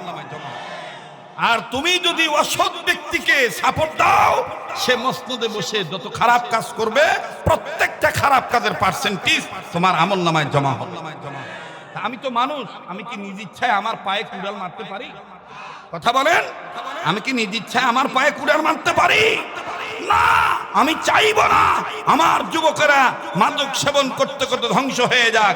আজকে আমার সমাজের চারিত্রিক ধস, নৈতিক অবক্ষয় যতগুলি কারণ, এর মধ্যে অন্যতম কারণ হলো মাদক সেবন। কথা বলেন ঠিক কিনা? কিন্তু আফসোস, এই মাদক যারা সেবন করে তাদের বিচার হয়, মাদক যারা সাপ্লাই দেয়, মাদক যারা বিক্রি করে তাদের বিচার হয় না। মাদক যারা বিক্রি করে তাদের যদি বিচার করতে চান তাহলে সকল ক্ষেত্রে আল্লাহর আইনই মানতে হবে। কার আইন মানতে হবে? আল্লাহর আইন মানতে হবে। আমার ভাইরা, আমার বন্ধুগণ, আল্লাহ রাব্বুল আমিন বললেন, নবীজি দুইটা কাজের নির্দেশ আমি আল্লাহ দিলাম। আমার ভাইরা, আমার বন্ধুগণ, ঢাকা বিভাগের বয়ানের চিত্র আমার আলাদা, রংপুর বিভাগের বয়ানের চিত্র আমার আলাদা, রাজশাহী বিভাগের বয়ানের চিত্র আমার আলাদা, আবার বরিশাল বিভাগের বয়ানের চিত্র আমার আলাদা, খুলনা বিভাগের বয়ানের চিত্র এটা সম্পূর্ণটাই ব্যতিক্রম। আমি তো আজকের বক্তা না। আমি কি আজকের বক্তা? আমি কি কৃত্রিম উপায়ে বক্তা হয়েছি? আমি হাইব্রিড মূলা যে সারটার দিয়ে মূলা মোটা করা হয়েছে? কথা কয় না। আমি অনেক আগের পার্সন, মাওলানা দেলোয়ার হোসেন সাইদি রহমতুল্লাহ আলাইহি, খুলনার আব্দুল গাফফার রহমতুল্লাহ আলাইহি, এরপরে খুলনার আবু বকর সাহেব, আব্দুল কাদের সাহেব, মাদানী হুজুর, এই সমস্ত ব্যক্তিদের সাথে আমি কথা বলালো। আমি সেই ছেলে, কিন্তু দোষ আমার একটাই, অন্যরা বুড়ো হয়ে যায় আর আমাকে আল্লাহ ওই রকমই রাখছে। কথা কয় না? ঠিক আছে না? এই হান্নান ভাইকে দেখছি কি আর এসেছি সব শেষ, পাইকাই টেকে সব শেষ। আমার ভাইরা, ভালো রাখার মালিক কে? সুস্থ রাখার মালিক কে? আর এটাই হিকমা, এটাই মাওয়াইজা, এটাই কোরআনের ভাষা, এটাই কোরআনের হক আদায় করা, স্থান কাল পাত্র বেশে আলোচনা করা। ওই মাঘ মাসে ভাদ্র মাসের ওয়াজ করলে নিজের লুঙ্গি খুলে কম্বল বানায় গায়ে দিয়ে শুয়ে থাকা লাগে। কথা কয় না? মাঘ মাসের ওয়াজ করতে হবে, ভাদ্র মাসের ওয়াজ করতে হবে, তাহলেই তো সব ঠিক থাকবে। ঠিক কিনা বলেন? কষ্ট হচ্ছে আপনাদের? আল্লাহ পাক দুটি কাজের নির্দেশ দিয়েছে। নাম্বার 1, সকল ক্ষেত্রে কার গোলামি করা? যারা বলেন কার গোলামি করা? আল্লাহ পাকের গোলামি করা। মুহতারাম হাজিরিন, রব্বে কাবা ডাক দিয়ে বললেন, নবীজি আমার এই গোলামির পথ থেকে কেউ যদি ছিটকে যায়, আমার এই কোরআনকে কেউ যদি বৃদ্ধাঙ্গুলি দেখায়, আমার এই বিধানকে কেউ যদি পৃষ্ঠ দেখায়, কেউ যদি অস্বীকৃতি জ্ঞাপন করে, আমি রব্বুল আলামিন বলে দিলাম তাদের জীবনের পরিচালক আমি আল্লাহ না, তাদের জীবনের পরিচালক হলো শয়তান। এটা আমার কথা নয়, আমার বাবার কথা নয়, আমার পীরের কথা নয়, আমার দলের কথা নয়, এটা মহান রব্বুল আলামিন সূরাত যুখরুফের 36 নম্বর আয়াতের মাধ্যমে জানায় দিলেন, ওয়া মাইয়াশু আন যিকরির রাহমানি নুকাইয়িদ লাহু শাইতানান ফাহুয়া লাহু কারীন। এ কথা কার? আল্লাহ বলেন, ওগো নবী, যারা আমি রহমানের জিকির থেকে মুখটা ফিরিয়ে নিবে, বিমুখতা প্রকাশ করবে, আমি আল্লাহ তাদের জীবনের পরিচালক শয়তান বানিয়ে দিব। এখন বলেন, যে মানুষ তার পরিচালক শয়তান হয়, সে কি কখনো বাবা ট্যাবলেট সাপ্লাই দেওয়া বন্ধ করতে পারবে? যে মানুষ তার পরিচালক শয়তান হয়, সে নারী যদি, সে মানুষ যদি নারী হয়ে থাকে, সে কখনো কি পর্দায় চলতে পারবে? পর্দায় চলতে পারবে না। ওন্না রাখার কথা পয়েন্টে, কিন্তু পয়েন্টে না রেখে ওন্না রাখে জয়েন্টে। যুবকরা কথা কয় না, ওন্না রাখার কথা পয়েন্টে, পয়েন্টে না রেখে রাখে কোথায়? জয়েন্টে। ওই যে এক চাচা দেখাই দিতেছে জয়েন্টে। বক্তাও যেমন শ্রোতাও তেমন, কথা কয় না। আমার দিল বলতেছে মাহফিল কবুল। কষ্ট হচ্ছে আপনাদের? ওন্নাটা রাখার কথা পয়েন্টে, পয়েন্টে না রেখে কোথায় রাখে? জয়েন্টে। কিন্তু কপাল পোড়া আমাদের, ওরা রাখে জয়েন্টে, আর আমার ছোনার ছেলেদেরকে এক শ্রেণীর বিচারক আছে টাকা খেয়ে নারী নির্যাতনের দোহাই দিয়ে ইফতিজিং এর মামলা করে ওরা রাখে ওন্না জয়েন্টে, আর যুবকদেরকে রাখে রিমান্ডে। যুবকদের রাখে কিসে? রিমান্ডে। আমি বলতে চাই, যুবকদের বিচার করার আগে এই মেয়েদেরও একটু বিচার করেন। এ কথা কয় না। নারী নির্যাতনের রায় যেমন দরকার, নারী নির্যাতনের বিপক্ষে যেমন দাঁড়ানো দরকার, পুরুষ নির্যাতনের বিপক্ষে তেমনই দাঁড়ানো দরকার। বিচার করার সময় কয়, মা বোন তো সবারই আছে। এ বেটা, বাপ ভাই কি সবার নাই? কথা কয় না। মা বোনও যেমন সবার আছে, বাপ ভাইও তেমন সবার আছে। আর আল্লাহ পাক আগে বাপ বানাইছে, পরে মা বানাইছে। অনেকার কথা কনে কওয়া, মহিলা পিছনে বেশি, একই ওয়াজ বন্ধ করে দেবো নাকি? হ্যাঁ, কষ্ট হচ্ছে নাকি আপনাদের? বেজার হইতেছেন? হ্যাঁ, এই জন্য তো কোন এক কবি বলেছিলেন, গাচ্ছে জাতের ভিনদেশি হাওয়া লাগিয়াছে সম্প্রতি, জৌলস তারা দেখেছে কেবল, দেখে নাই পরিণতি। সামনেতে মোরা এগিয়েছি যত, পিছনে পড়েছি তত,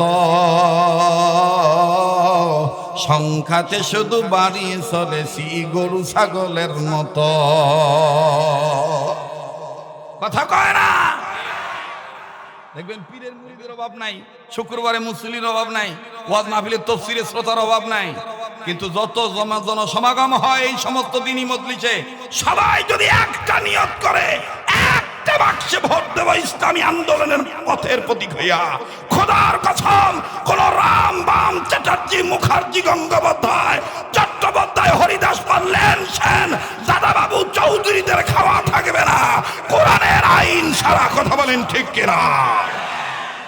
কিন্তু আফসোস, আফসোস মুখেই বলি, অন্তরে অনেকে জায়গা দেই না। রাগ করতেছেন নাকি? বেদার হচ্ছে? গোলামি করব কার? আল্লাহ। এই আল্লাহর গোলামি থেকে কেউ যদি মুখটা ফিরিয়ে নেয়, বলেন তার ভয়ঙ্কর শাস্তির ব্যবস্থা করবে কে? আমার ভাইরা, আমার বন্ধুরা, জীবনে শুনছেন কিনা জানি না, লিফলেটের ঘোষণার সাথে বয়ানখানা সামঞ্জস্য করে দিই, অ্যাড করে দিই। যেমন নাম তেমনি বাজান বিষয়বস্তু নির্ধারণ হয়ে গেল। মুখটা ফিরিয়ে নিলেই আল্লাহ রব্বুল আমিন ভয়ঙ্কর শাস্তি দিয়ে দেয়। দেখেন কেমন করে শাস্তি দিয়ে দেয়। লম্বা করার কোনো সুযোগ নাই। আল্লাহর একজন বান্দা হাজী সাহেব মানুষ, 5 ওয়াক্ত নামাজ পড়েন, যাকাত দেন, হজ করেন, আমার বন্ধুগণ ঘন ঘন উমরা করেন, দান সদকা করেন, মসজিদে সবার আগে যে সামনের কাতারে যে দাঁড়ায়, তাকবীরুল্লাহ ফৌত হয় না, তাকবীরুল্লাহর সাথে নামাজ আদায় করেন। এই হাজী সাহেব মারা গেলেন, শুনতেছেন আপনারা? এই হাজী সাহেব মারা গেলেন, আল্লাহর বান্দা মৃত্যু হয়ে গেল। এই আল্লাহর বান্দার একটি সন্তান, ছেলে সন্তান, একটি মেয়ের বিবাহ হয়ে গেছে, ছেলেটার বিবাহ হয় নাই। আমার বন্ধুগণ, আল্লাহর বান্দা ইন্তেকাল করলেন। আল্লাহর বান্দার লাশ যখন ভৌত করা হলো, কাফনের কাপড় পেতানো হলো, আমার বন্ধুগণ নাকে কানে তুলা দেওয়া হলো, সব কিছু কমপ্লিট, জানাজাটাও কমপ্লিট হয়ে গেল। ওই সাইডে কবর খনন করা হয়ে গেছে। আমার বন্ধুগণ, কবর যখন খনন করা শেষ হয়ে গেল, জানাজা শেষ হওয়ার পর এবার এই লাশের খাটিয়াটা আমার বন্ধুগণ চার সাইডে, আমার বাইরা চতুর্দিকে আত্মীয় স্বজন, আস্থাভাজন, আপনজন, শ্রদ্ধাভাজন, স্নেহভাজন, পড়োশী, প্রতিবেশী সবাই কবরবাসীর খাটটা কাঁধে নিলেন।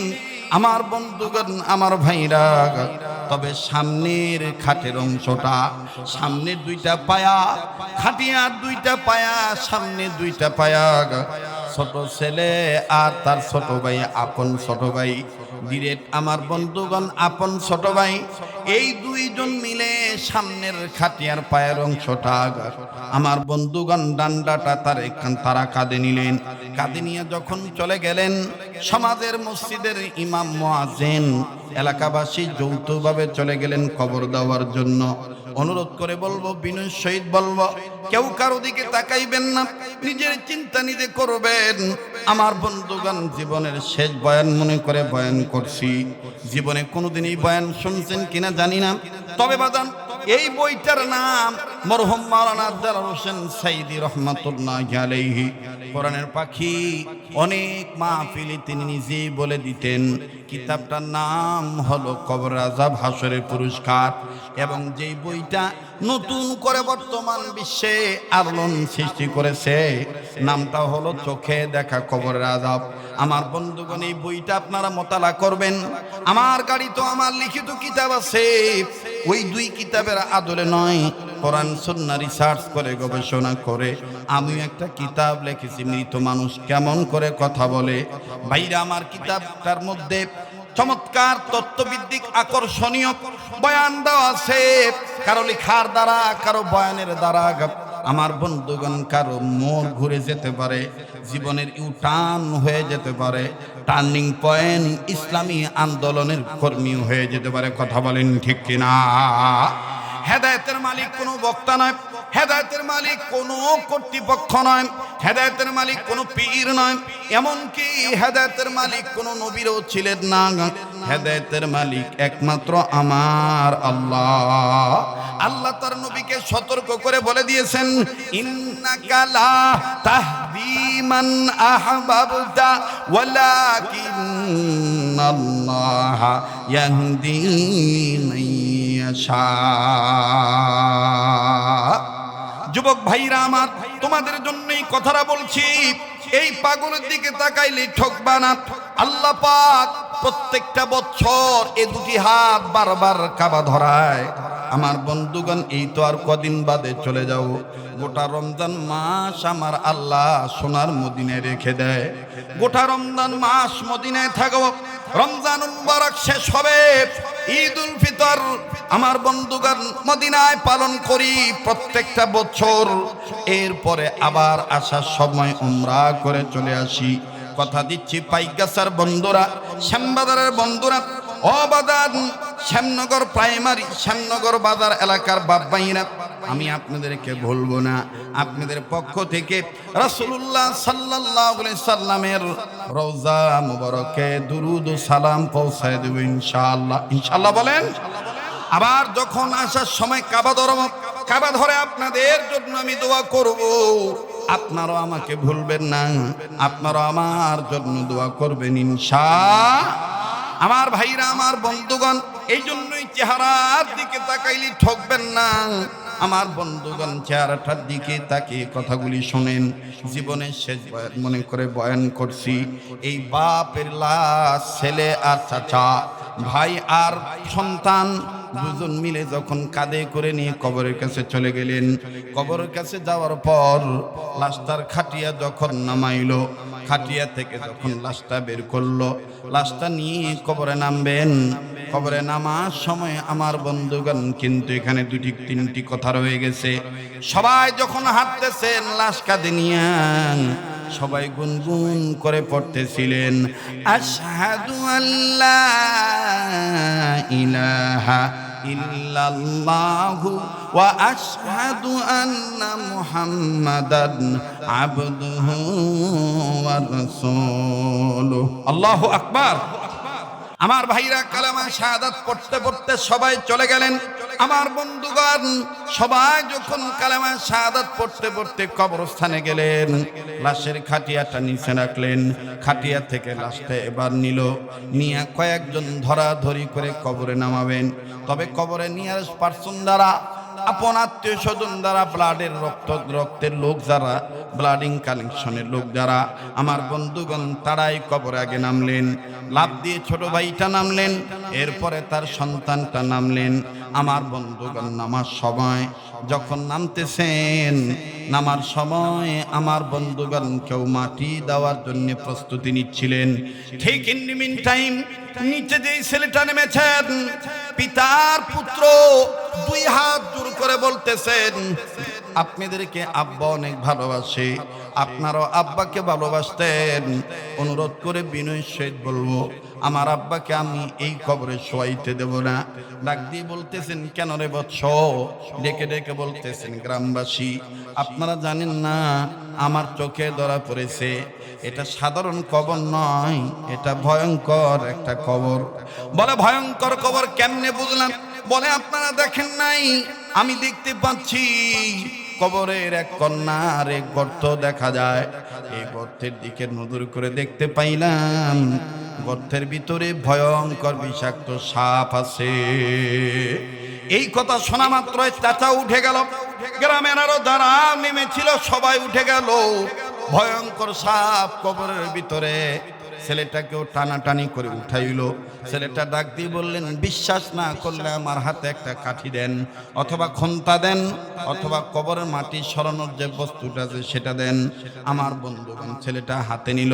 হাতে নিয়ে যেই গর্তে সাপ, এই গর্তের মুখ থেকে মাটি সরাইলেন। যাহা মাত্র মাটি সরানো হলো, আমার বন্ধুগণ ভিন্ন রঙের বিষাক্ত সাপ ফনা তুলে কবর থেকে বের হলো। গর্ত থেকে মুখটা বের করলেন। আমার ভাইরা মনে হচ্ছে মুখ থেকে আগুন বের হইতেছে। ছেলেটা কান্দার ডাক দিয়ে বলে, আল্লাহ দেন না, একটা ডাক দেন না? বলেন না আল্লাহ, আবার বলেন না আল্লাহ। বাইরে এই কবরে আমার আপনার যেতে হবে, যেহেতু মৃত ব্যক্তিদের রুহের মাগফিরাত কামনায় মাহফিল, এজন্য সাবজেক্ট আমি এটাই নিয়ে আসলাম। সন্তান কান্দে আর ডাক দি বলে, আল্লাহ আমার জানা মতে আমার বাবা তো কারো কোনো ক্ষতি করে নেই, আমার বাবার কবরে কেন এই সাপ দেখা যায়? না না, আমার বাবাকে আমি এই কবরে রাখতে দিব না।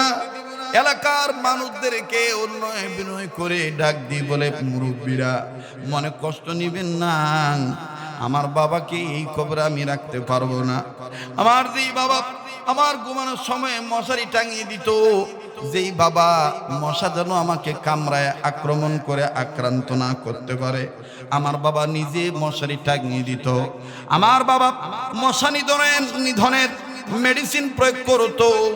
আম্মা জান যদি ভুলবশত মশারি টাঙাইতে ভুলে যেতেন, আমার বাবা আমার মাকে ধমক দিয়ে বলতেন, আমার কলিজার টুকরা ঘুমাবে, কলিজার টুকরাকে মশা কামড়াবে, তুই কেন মশারি টানাস নাই?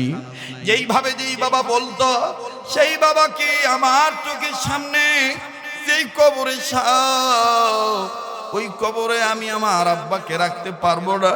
অনুরোধ করে বলি, আমার বাবার জন্য আর একটা নতুন কবর খনন করে।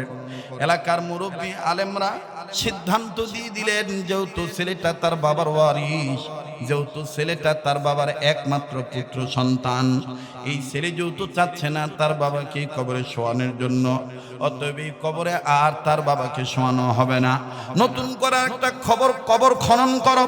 আমার ভাইরা সময় নিয়ে দ্বিতীয় আর একটা কবর যখন খনন করা হলো, এবার দ্বিতীয় কবরের মধ্যে ছেলেটা ডাক দিয়ে বললেন, চাচারা, এলাকাবাসী, ওলামায়ে কেরাম বৃন্দ, আপনারা একটু ধৈর্য ধরেন, আমি কবরটা একটু চেক করে দেখি কবরে কোনো ঝামেলা আছে নাকি। ছেলেটা এবার বাবাকে শোনানোর জন্য আমার বন্ধুগণ আবার যখন দ্বিতীয় কবর চেক করা শুরু করলো, দ্বিতীয় কবর চেক করতে যাই নজর করে দেখতে পাই প্রথম কবরে একটা সাপ, দুইটা সাপ ছিল। দ্বিতীয় কবরে আমার বন্ধুগণ আরো দুইটা সাপ দেখা যায়। ছেলেটা চিৎকার দিয়ে বললেন, মালিক, ও আমার আল্লাহ, দেন না একটা ডাক, দেন না, দেন না, দেন না। যারা বিশ্বাস করেন কবরের আযাব সত্য, যারা বিশ্বাস করেন কবরের জগৎ সত্য, তারা নিজেদের গুনাহ মাফ পাওয়ার জন্য ইবাদতকারী হওয়ার লক্ষ্যে আওয়াজ দিয়ে বলেন না আল্লাহ, আবার বলেন না আল্লাহ। ছেলেটা ডাক দিয়ে বললেন, মালিক আমার আল্লাহ, আমার বাবার কবরে কেন এই জায়গাও সাপ? না না না, আমার বাবাকে আমি এই কবরও শোয়াইতে দিব না।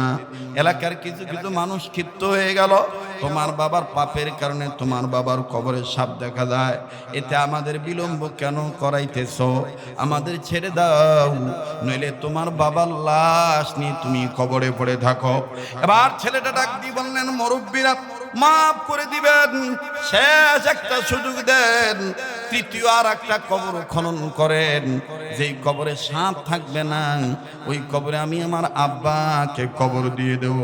এলাকার মানুষ তড়িৎ গতিতে করে যখনই নামাজের উক্ত হয় সেখানে নামাজ আদায় করে নেয়। উম্মতের আলেমরা ওই জায়গায় আসেন। আমার বন্ধুগণ, তৃতীয় কবর খনন করা হলো। তৃতীয় কবরের মধ্যে নজর করে দেখা গেল কোনো গর্ত নেই, কোনো সাপ নাই, কোনো আযাব দেওয়ার বস্তুর কোনো আলামত প্রকাশ পায় নাই। ছেলেটা এবার লাফ দিয়ে নামলো, নামা মাত্রই চিৎকার দিয়ে বলতেছেন, মুরব্বীরা, ভেবেছিলাম তৃতীয় নম্বর কবরে কোনো কিছু নাই, কিন্তু আমার পায়ের দিকে তাকিয়ে দেখেন আমার পা দুটি আর সমতল জায়গায় নাই, আমার পা দুটি কেমন জানি গেড়ে যাচ্ছে, আমার পা দুটি কেমন জানি নিচে চলে যায়। এলাকার মানুষরা হামাগুড়ি নয়, এলাকার মানুষরা আমার বন্ধুগণ নজর করে দেখতে পায় ছেলেটার দুটি পা নিচের দিকে গেড়ে যায়। ডাক দিয়ে বলে, আমার পায়ের তলে বিষাক্ত পোকামাকড়ের আবাস পাচ্ছি, মাটির নিচে পোকামাকড় থাকতে পারে, ভয়ঙ্কর সাপ থাকতে পারে, আমারে টান দিয়ে উঠান। এবার ছেলেটাকে টান দিয়ে যখন উঠানো হলো, পায়ের নিচে পায়ের কাছে যে গর্ত হয়েছে, গর্তের মধ্যে এলাকাবাসী নজর করে দেখে বিগত দুই কবরে তো 2, 3, 4 সাপ দেখা গেছে, কিন্তু এই তৃতীয় নম্বর কবরে সন্তান তার পায়ের গোড়ালির নিচের অংশের জায়গায় নজর করে দেখা যায় মনে হচ্ছে এই তৃতীয় নম্বর কবরটা সাপ বিচ্ছুর কারখানা। এত সাপ, এত বিচ্ছু।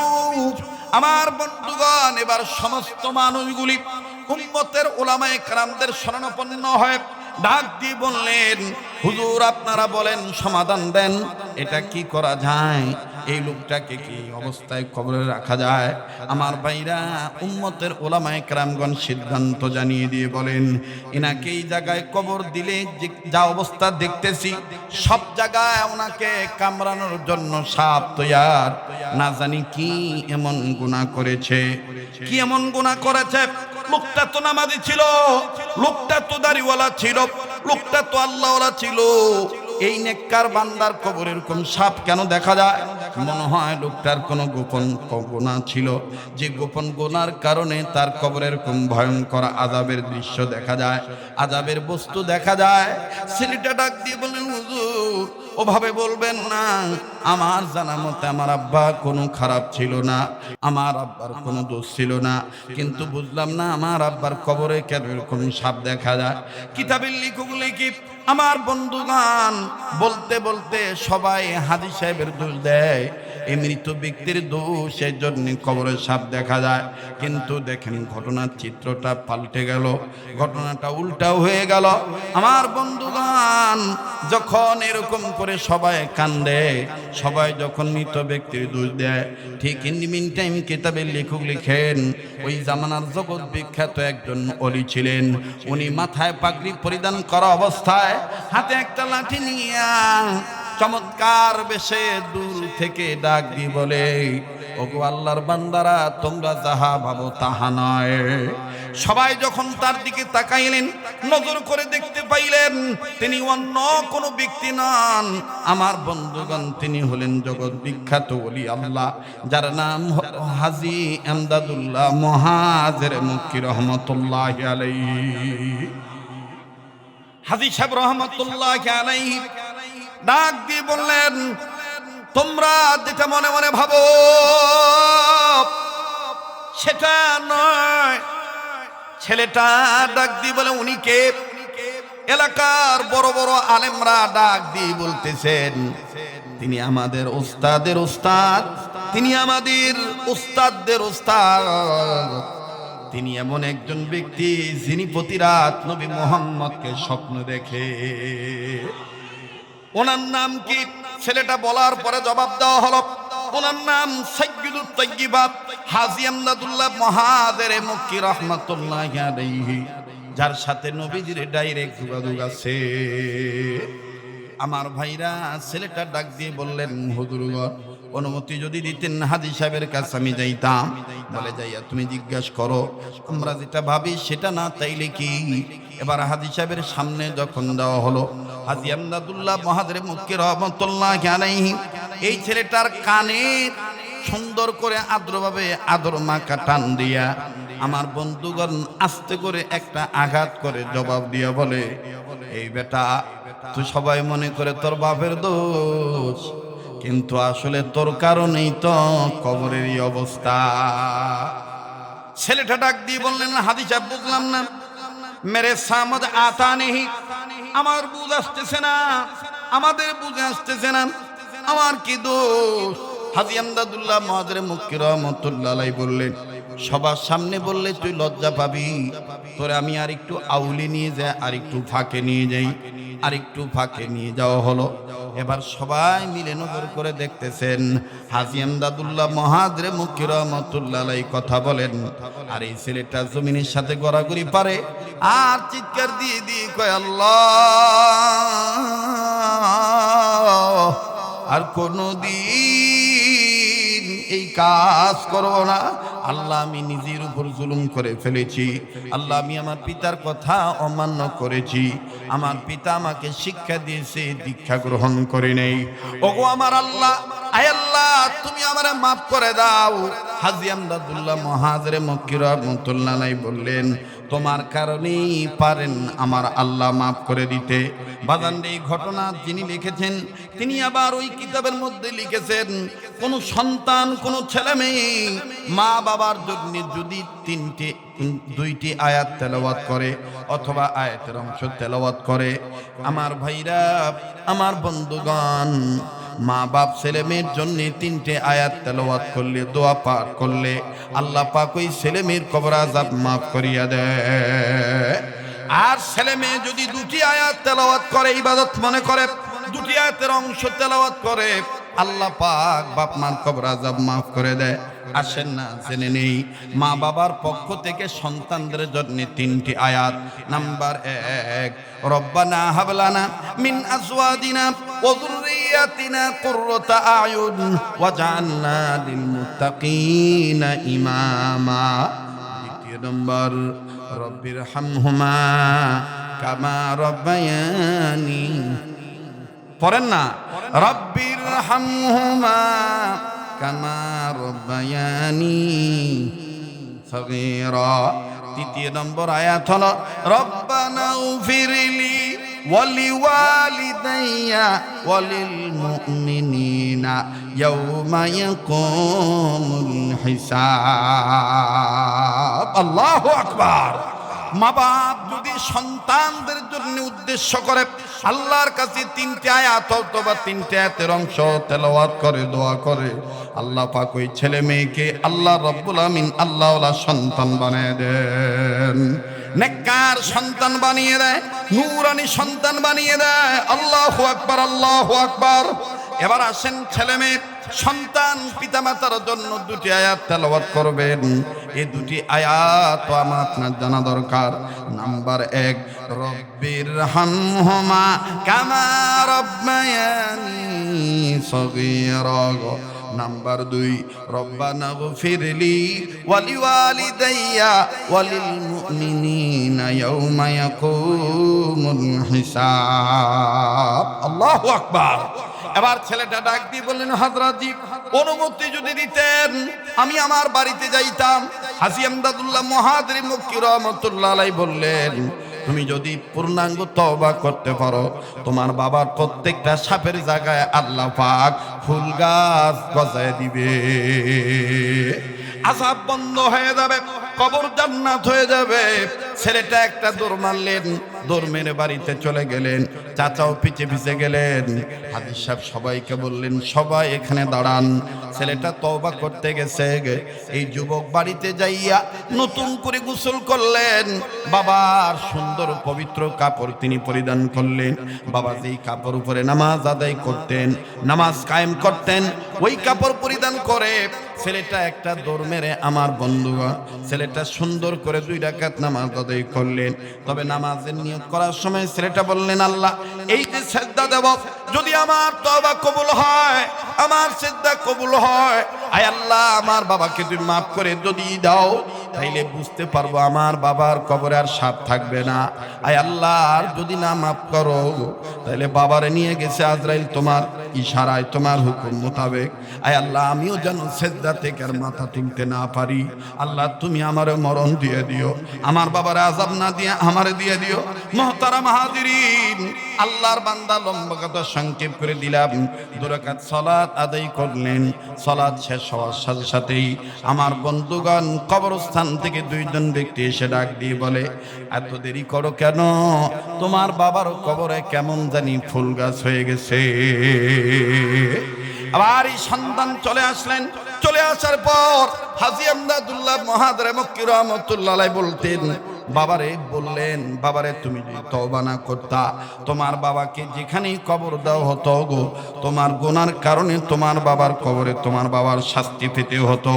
এবার সবাই ডাক দিয়ে বলে, হযরত ছেলেটার কি এমন গুনাহ আমরা যদি একটু জানতে পারতাম। হাজী আমদাদুল্লাহ মুহাজির মক্কি রাহমাতুল্লাহ আলাইহি বললেন, কারো গুনার খবর কোনো মুমিন বান্দার এখতিয়ার নেই প্রকাশ করা। তবে সেই মুমিন বান্দা যদি নিজে প্রকাশ করে শিক্ষা দেওয়ার জন্য, শিক্ষা গ্রহণ করার জন্য, তাহলে সে বলতে পারে এখানে আমাদের কোনো বাধা নেই। ছেলেটা ডাক দিয়ে বলতেছেন, জ্ঞানী মানুষ আপনারা জ্ঞানী মানুষ বুঝে নিবেন, আমি একটা কথাই বলে দেই, আমার বাবা বলেছিল অসৎ সঙ্গের সাথে সঙ্গ না দেওয়ার জন্য। আমার বাবা বলেছিল আল্লাহ পাকের আইন মেনে চলার জন্য, নবীর তরিকা মতে চলার জন্য। কিন্তু আমি আমার বাবাকে দেখানোর জন্য নামাজ আদায় করতাম। বাবাকে বাড়িতে ঢুকায় দিয়েই আমি অসৎ সঙ্গের সাথে জড়িত হয়ে যাইতাম। তিলে তিলে বাবাকে আমি গোপনে গোপনে কষ্ট দিয়েছি। বাবাকে কত মানুষ বিচার দিয়েছি। বাবাকে বলেছি আপনি নামাজ পড়েন, কিন্তু আপনার সন্তান তো বাজে ছেলেদের সাথে আড্ডা দেয়, এর শাস্তি কিন্তু আপনার ভোগ করা লাগবে। আমার ভাইরা ছেলেটা কান্দার ডাক দিয়ে বলেন, আমার বাবা আমাকে কত বুঝাইছে, সর্বশেষ এক বন্ধুর পাল্লায় পড়ে বাবার কাছে আমি মিথ্যা কসম করেছিলাম। বাবা আমার পণ করেছিল, তোর মতন ছেলে যদি ভালো না হয় তাইলে আমি মরার পরে যেন তামাম পৃথিবীর মানুষকে আমার কবরের আযাবের দৃশ্য দেখাইয়া মানুষ পিতারা যেন শিক্ষা গ্রহণ করে। কাজেই আমি কান ধরে তওবা করলাম, আমি আর কোনোদিন অসৎ সঙ্গ যাব না, তাদের সাথে চলবো যাদের সাথে চললে ইবাদত শিখা যায়, ইবাদত করা যায়, আমি তাদের সাথে চলবো। ছেলেটা যখনই কথা বললেন, আবার হাজী আমদাদুল্লাহ মুহাজির মক্কি রাহমাতুল্লাহ আলাইহি বললেন, আর কোনো চিন্তা নাই, আর কোনো চিন্তা নাই। ছেলের তওবা কবুল হয়ে গেছে, বাবাকে আল্লাহ মাফ করে জান্নাত দিয়ে দিছে।